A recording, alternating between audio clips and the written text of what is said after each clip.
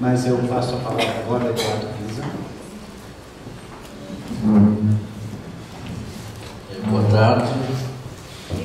Eu também vou falar de pé, mas não tem nada a ver com o meu 1,60 m. É só porque eu me sinto mais à vontade. Quero primeiro protestar o avanço no horário do Beto, né? Esse sujeito é tão canalha que eu estava sentado com ele ali e ele falou assim para mim: Eduardo, quando você subir, você tem uma escada ali. Eu falei: você acha que eu ia subir? Ele falou: eu acho que eu ia subir, né? Então daí, Beto, você me paga. Eu tenho uma grande amizade com o Beto, pelos companheiros que estão aqui, as companheiras. Quero agradecer o convite que foi feito para estar aqui. Eu, antes de vir para cá, eu fiquei imaginando o que eu deveria falar, claro, me preparando. E não seria, a exemplo dos meus colegas aqui, não seria muito sensato ficar reproduzindo o vídeo, porque se fosse para reproduzir o vídeo, a gente simplesmente colocava o vídeo, né? Então, a ideia é simplesmente fazer um apanhado rápido. E esse apanhado rápido do vídeo aborda a questão de que a legislação brasileira, a Constituição Federal, né, não só no preâmbulo, mas em todos nos primeiros artigos, no artigo 5º, é clara no sentido de não admitir nenhum tipo de discriminação, inclusive por qualquer motivo. Então, isso daí já é um divisor de águas, dizendo o seguinte: olha, no Brasil não se admite discriminação. Nós trabalhamos, a Constituição, a lei máxima diz isso, né? E a partir daí, a gente começa a ver que na prática isso não acontece, né? Na prática existe uma cultura brasileira, né, de enorme intolerância em relação à diversidade sexual.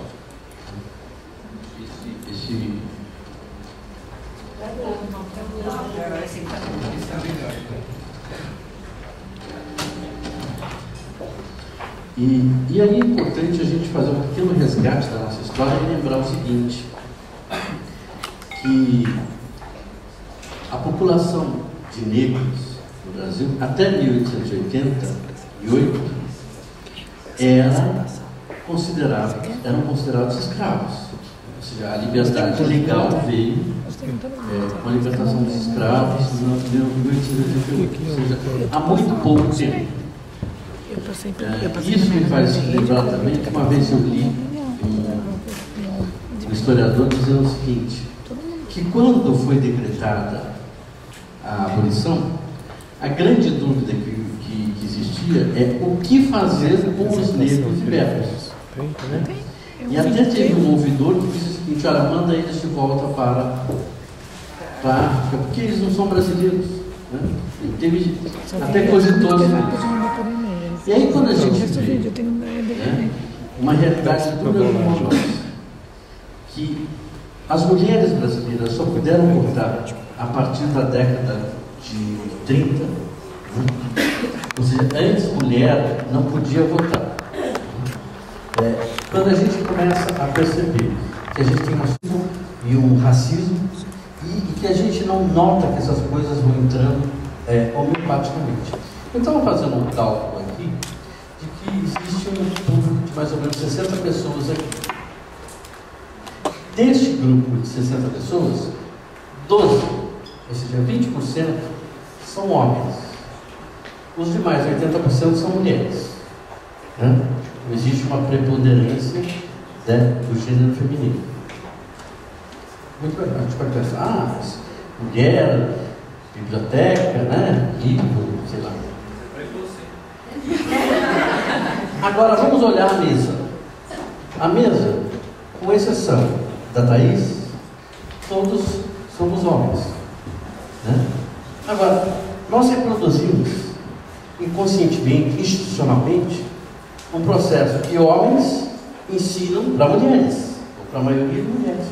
E isso partindo de pressupostos de que nós estamos aqui para combater a homofobia, para combater o machismo, né? Ou seja, existe um processo institucionalizado de intolerância, existe um processo institucionalizado de machismo, de homofobia, e como bem falou o Beto também, um dos mecanismos para se tentar, para se reduzir, para se acabar, para se combater a homofobia, é através das leis. E aí, a gente olha que no Brasil não existe nenhuma lei que protege a comunidade LGBT. Casamento, não existe lei. Não existe uma decisão do Supremo que diz que as relações, uniões estáveis, pode ser considerada, de pessoas do mesmo sexo, pode ser considerada uma entidade familiar. Daí, alguns juízes estão começando a converter a união estável em casamento.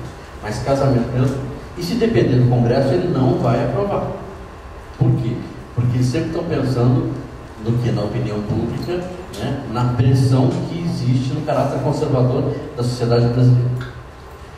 Não existe lei que criminalize a homofobia. Veja que engraçado, né? E o Brasil nunca criminalizou a homossexualidade. A homossexualidade nunca foi crime. Ser homossexual nunca foi crime no Brasil. Na Inglaterra foi. No Canadá, até 1969, 70, era crime ser homossexual. Né? Se fosse descoberto, duas pessoas dentro de casa, né, com portas fechadas, mantinham relações homossexuais, isso era crime e condenável. No entanto, em 2005,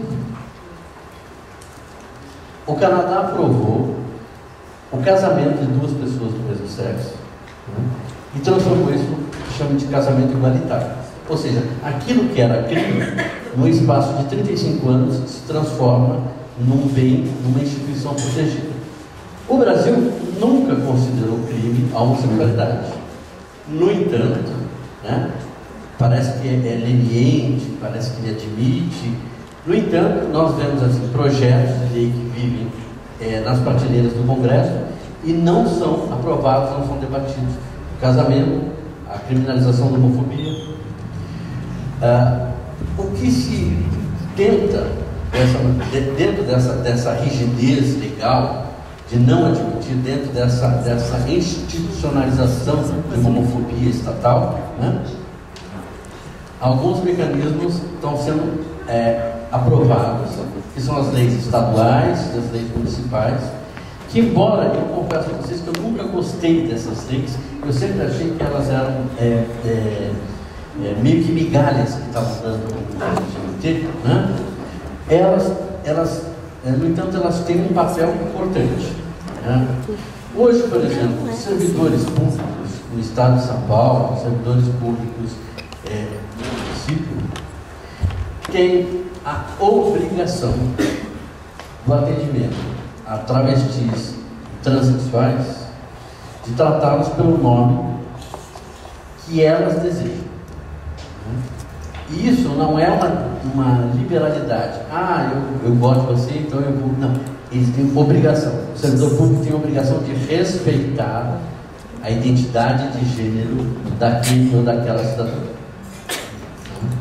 Se não fizer isso, responde por infração funcional, de acordo com o seu respectivo estatuto. Da mesma maneira, existe uma lei estadual que qualquer ato discriminatório, de violência, vexatório, violência moral, violência física, né, o Estado não pode, o Estado de São Paulo não pode criminalizar isso, tem que ter por conta do Congresso. Mas ele aplica penas, aplica multas, né, para o comerciante, para o dono do restaurante, para o dono do hotel, para a imobiliária que se nega a fazer contrato e alugar imóvel para LGBT. E, inclusive, essas pessoas estão sujeitas a perder licença de funcionamento. Parece que não, mas isso vai criando uma cultura de tolerância, de assimilação. São palavras muito feias, eu acho, né? Mas em que a gente começa a olhar isso e dizer assim, isso é sério, né? Se eu não fizer isso, eu corro o risco de ser punido na minha vida profissional, mesmo na minha vida pessoal, né? E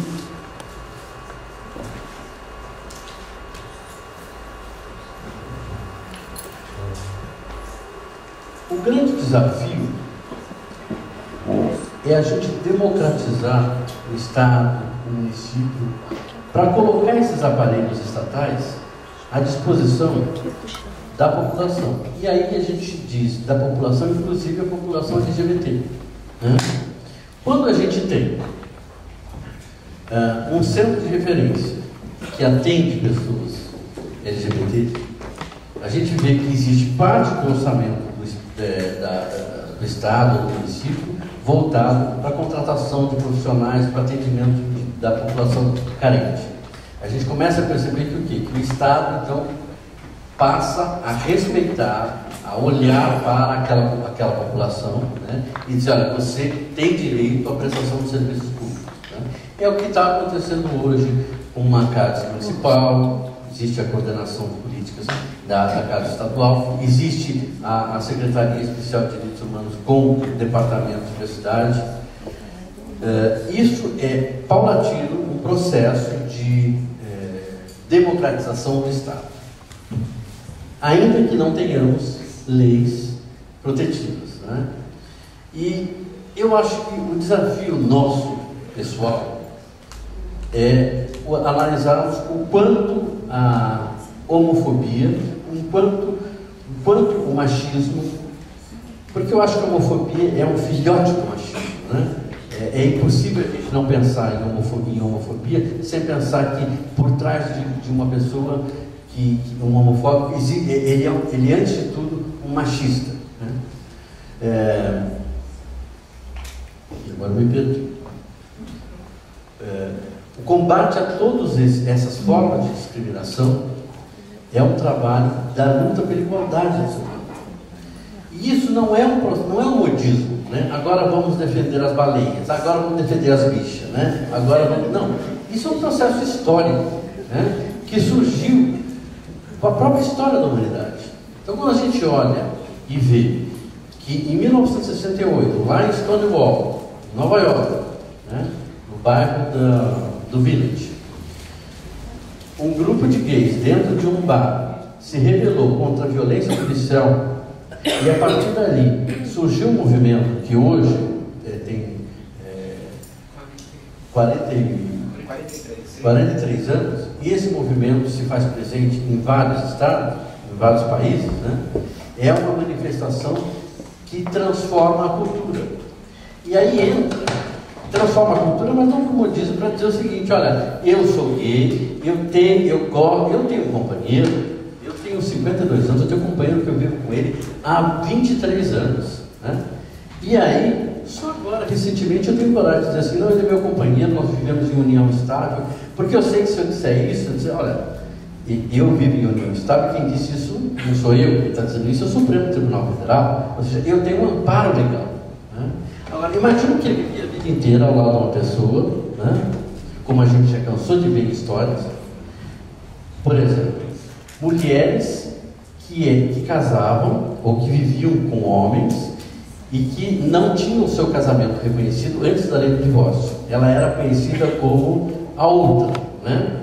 Existe uma expressão que é muito depreciativa para as mulheres, e quem tem um pouco mais de idade vai saber, que é desquitada. Fulana é desquitada, né? Isso é visto como uma condição depreciativa. Todo esse processo de reconhecimento dos direitos de igualdade da mulher, isso se repete em relação aos LGBT, né? E isso também, se a gente for olhar, é porque existe uma hierarquia de sexualidades que diz o seguinte: o homem é superior em relação à mulher, o heterossexual é superior em relação aos homossexuais. Esta hierarquização de sexualidades, essa hierarquização de gêneros, Está falando que eu tenho 3 minutos. Eu vou falar igual o Beto. Daqui não sai.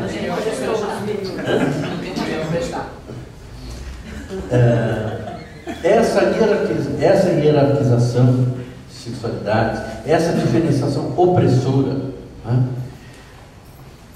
E a gente tem que olhar a história do movimento, a história da liberação dos gays, como parte da história da humanidade. Se a gente for pensar o seguinte, a Lei Maria da Penha, né? É uma lei que combate o quê? A violência contra as mulheres. Quem é que sabe como é que foi aprovada a Lei Maria da Penha? Como é que foi? Hã? Não entendi. Ela tomou um tiro do cara. Sim, não. Como foi aprovada a Lei Maria da Penha? O Congresso? Hã? Não sei. Sim, ninguém sabe. A Lei Maria da Penha não foi que os nossos deputados se reunirem lá e falaram: agora nós reconhecemos que o Brasil é violento, né, e que existe violência doméstica. Não foi nada disso. O Brasil foi condenado nas cortes internacionais e obrigado a aprovar uma lei que protegesse as mulheres contra a violência doméstica. Lembra quando o Franco falava aqui: olha, a violência, as pessoas que agridem os LGBTs são pessoas conhecidas? É a mesma coisa em relação às mulheres, né? Ou seja, a Lei Maria da Penha surgiu por uma imposição internacional, porque o Brasil não estava conseguindo, o Congresso não estava conseguindo controlar os seus próprios, defender os interesses das mulheres. Então, nesse contexto, a luta pelo reconhecimento dos direitos das mulheres, pelo reconhecimento dos negros, né? Hoje a gente vê que negros vão às universidades. A possibilidade do quê? Das chamadas políticas afirmativas.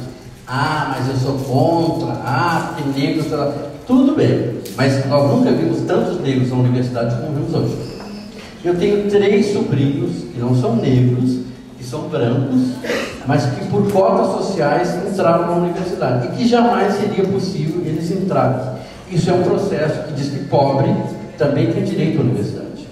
Esse processo de reconhecimento dos direitos das mulheres, de reconhecimento dos negros, de reconhecimento dos direitos dos homossexuais, é que torna o Brasil um pouco mais igualitário, é que torna as pessoas mais próximas. Igualitário no sentido de que dizer que os diferentes também têm direitos. Não são só os brancos, os homens com idade de reprodução que dizem quais são os desígnios, né? É isso, muito obrigado.